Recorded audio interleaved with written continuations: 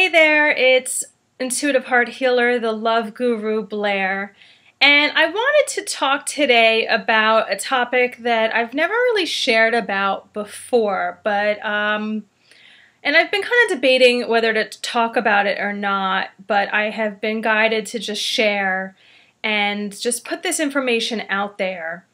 What I'm talking about is my experiences at hospice. I have been, for the last month and a half, 2 months or so, 2 months I think it's been now, I have been working, which means doing therapy, for people who are at the end of their life.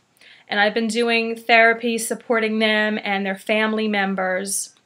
And I've been having a lot of interesting and exciting and just different type of experiences there, and it's really been opening my heart. It's really been changing me, and I really wanted to just share some thoughts that I had, and maybe some tips about how to, I don't know, how to say goodbye to a loved one, how to make that transition, how to help yourself get through it, how to help them get through it.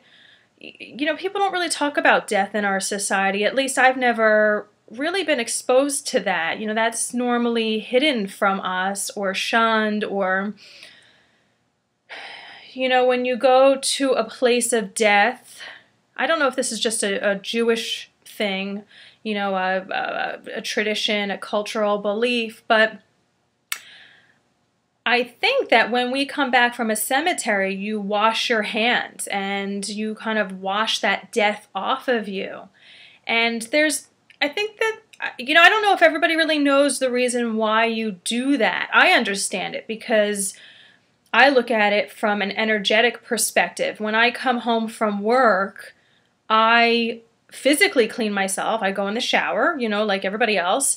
And I also actively, energetically clean myself as well, because I am psychic and because I am open to the other side.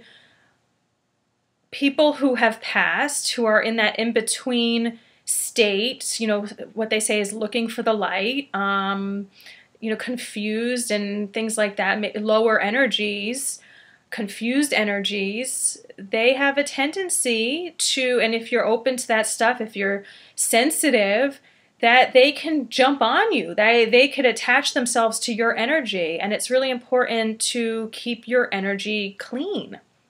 So I am doing a lot of those practices to clean my energy field, which is really a step up for me. I've always done that stuff, but I see the importance. It's stuff that I really have to do. If I don't energetically clean myself, I can feel really drained. I could feel really exhausted later that night or the next day or the next several days.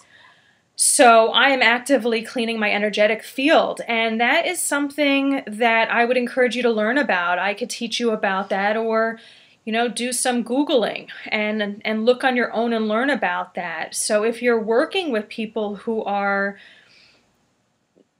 dead or passing or getting ready to pass or anything related, this is a good practice to do on a regular basis anyway, which is what I said, I've been doing that on a regular basis too, but now I'm finding myself, and again, as my gifts are opening up more and more, which they are through hospice, through being in this environment, I'm feeling a stronger necessity to do it on a regular basis. So that's actually not even what I wanted to talk to you about, but that is just coming through to share. So I'm really enjoying my time being in this environment, and it was something that I had real hesitation for, and I was kind of guided by spirit to originally pick my internship, my workplace, to be that, to have my experience. But when I did my first 3 months on the job, I decided to go with another workplace because all the stereotypes around death, I didn't want to be around that. But then the message came through again that was like, hey, go there. That'll be a good experience for you. And it really has been. It really has been. And, I don't know if it's the right environment for everybody, but for me, it is really beautiful as far as opening. My spirituality has gotten so much deeper, and my understanding of things on the spiritual side have been much deeper. So, okay, what do I want to share with you here? I have been, well, first off, actually, before I share that, when a loved one of yours is getting close to death, or maybe these are even conversations to have with loved ones while they still are alive, many times people will say, okay, hey, I'm leaving my house to you, or I'm leaving you money, or, my diamond ring, my engagement ring, that's going to be yours, or these lamps, those are yours. And some families and some people will talk about that and others won't. They kind of leave it up to once they've passed for family members maybe to battle it out as far as what they're gonna take and how they're gonna kind of split it. So today I wanted to share with you something that's maybe a little bit different. It's something that I've still been processing because it's just recently in my head from the last time I was working.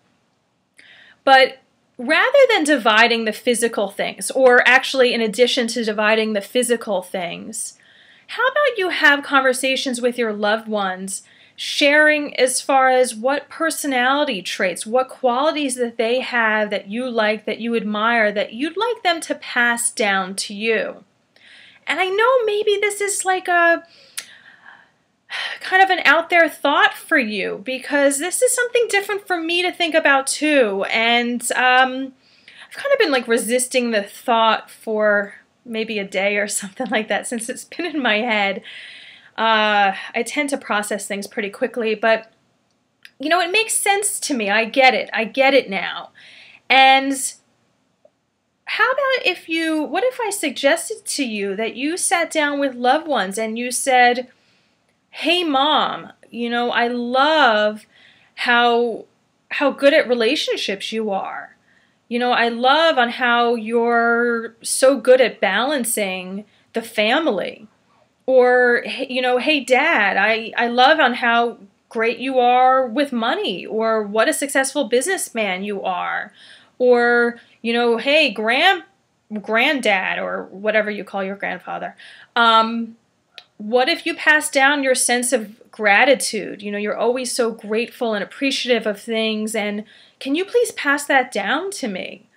And, they may think it's a totally bizarre concept. And again, like I said, I'm still digesting this, but I think it's really beautiful, and I must say that, this thought was inspired because I have been having the most intimate, deep conversations with this 94-year-old man that we have just gotten so close. He's one of the patients where I work, and he's so full of life, and I really don't think he's close to passing.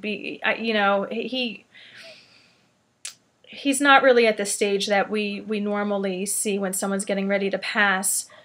But I have been hanging out with him, spending a lot of time with him, having conversations about his life, and he's just been sharing the most wonderful things. And I think that there's just a beautiful connection that you could have with people who are getting close to passing, if you're open to it, if you're open to that type of conversation, that type of intimacy, you could really share anything, because you might not, that conversation might be the last conversation you have. So you kind of might as well give it all you got and share it all. And he was sharing a story with me about how he was watching somebody run a race, and he was praying while this person was running the race, and he said, please give this guy or this woman, whoever it was, please give them my strength, please give them my power, or maybe he said give them some of my power or some of my strength, so that they can win this race. And that was his praying. That's what he was praying. And I was like, that just tickled my thoughts there, because that's something I never thought about before. But it is so true, because again, we're spiritual beings, and the possibilities are just endless as far as what we can give to people, what we can loan, what we could share. And he's been asking me, Blair, I love you. I fell in love with you. What can I give you? I want to give you something. I want to leave you something. I'll say to him, you're not getting ready to pass. It's not happening. I don't see you going anytime soon. And I was like, I don't need anything. But I've been thinking about it because I've been really admiring his qualities, who he is as a person. And I might just make that request, for him to give me his sense of gratitude or his great sense in business or, other things that I admire about him. And what an interesting thought that is. What an interesting thought. For years, for decades, for generations, people have, and this is something that's kind of lost in our society, is that people have been working with their ancestors who have passed and will do, a daily ritual or a monthly ritual, or whenever they feel like it, they'll tap into their ancestors who have passed and ask them to help with an area of their life. And again, this is something that I've done occasionally, and I don't know if I got results doing it, or I really noticed them, or I was really powerful in doing it, or what, but I've been really stepping up my practice with this. And what is really the difference? What is the difference between asking somebody who's still here to give you their traits, or asking them when they pass? Hey, can you help me with my day? Can you help me? Hey, Uncle Tom, you're brilliant. You have a brilliant mind. Can you please help me on this exam that I have to do? And to tap into their energy that way. Like I said, normally people do this, the wise ones, the shamans, the people who have this tradition that's been passed on that, again, has been lost with the American culture. But this is something that's passed on from generation to generation to tap into the elders, the ancestors who have passed. So what about, one, actively asking those who are still alive, hey, can you pass this down to me when you go? So I wanted to share that with you. I also wanted to share something else is, I think it's such a gift and so special and such a blessing. I feel so blessed to be with people right before they pass, whether it's to be one of the last people they speak to, be one of the last people to spend time with them if they're in just an unresponsive state. And I think that that's such a blessing, and I want to pass that on to you. If you do have a loved one that is getting ready to pass, or maybe is unresponsive and just laying in bed, and unresponsive meaning maybe they're sleeping all the time, or not eating, or not talking, or not opening their eyes, that person can still hear you. I see a lot of families that, their loved one will be unresponsive or be just in kind of a degenerative state, and they won't know what to do, and there's a lot of frustration there and helplessness. And I really think, again, it's just such a blessing just to be there with them, just to maybe hold their hand, or put your hand on their shoulder, or just sitting in the room with them. I walked into a room the other day, and this man was playing for his mom, who was in an unresponsive state. He was playing some music for her that she loved from her childhood. And even though she was unresponsive most of the time, when certain songs came on, she would perk up a little bit or move a little bit or what. And that was just such a beautiful sight to be witness to. And again, I think it is something really special and a blessing, a gift that you're given to be with somebody before they pass, to be in that space with them. It's really a sacred space for them to be so close to our Maker, to be so close to the spiritual realm, and in the process of making that transition, Oh, I haven't consciously digested all of what it means, but it is something really special. And again, it's a blessing. It's a gift that is given to you. So if you do have a loved one that is getting close, don't. I would suggest not to miss that opportunity, not to feel defeated, and not to walk out and feel like the person's not there. And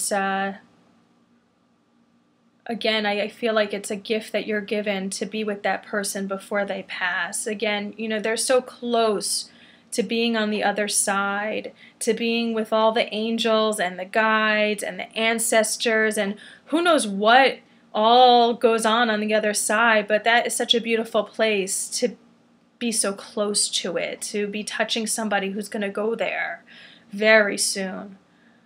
So those are some thoughts that I wanted to share with you about my hospice experience. As you can see, I'm really loving my time there, and I just wanted to share. So I hope you enjoyed. I hope you got something from there, and I'll speak to you soon. Bye-bye.